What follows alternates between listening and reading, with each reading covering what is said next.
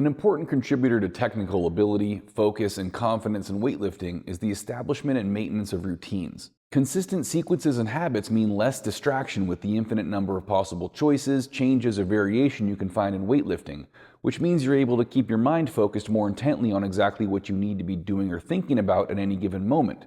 For example, the one critical cue you need in mind during a snatch, rather than remembering every single one of your previous failed lifts and the million ideas you've heard on the internet about how to snatch better. Routine minimizes variables to narrow our focus and reduce the load on our conscious minds so our limited capacity can be reserved for what's most important. In a given lift, this includes everything we do both in preparation and execution.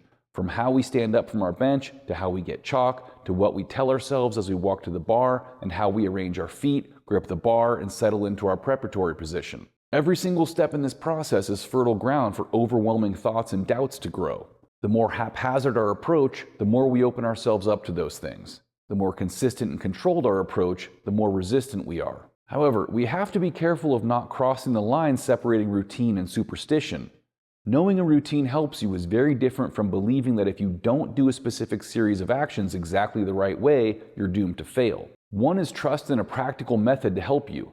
The other is reliance on an emotional attachment to avoid failure. It's a totally different mindset, and the consequences of deviation are completely different. Trusting a routine is a rational understanding that the process produces better results in an objective manner, practical actions leading directly to actual results. When we repeat a simple cue to ourselves as we chalk our hands, it crowds out doubt and negative thoughts and keeps us focused on what we need to do.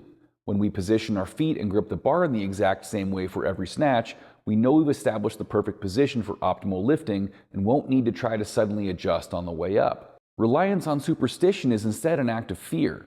We're doing something irrational that has no measurable effect or connection to the results we're seeking because we're convinced emotionally that to not do it will lead to disaster. If we decide for some reason that tapping our left heel 3 times on the platform immediately before placing our feet is the determinant of a successful snatch, we've crossed that boundary and have now imprisoned ourselves in a nasty situation in which we're reliant on something that makes no sense and therefore can't be adjusted, corrected, or evaluated for effectiveness.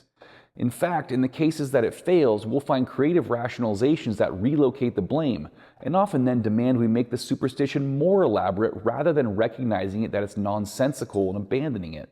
With superstition, you're also setting yourself up for catastrophe, especially in competition, by being reliant on things you may not always be able to control.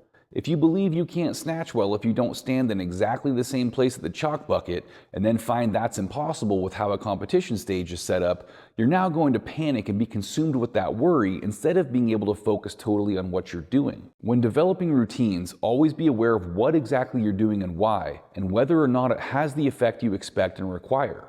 If your current method of addressing the bar, for example, hasn't been working, test a new method.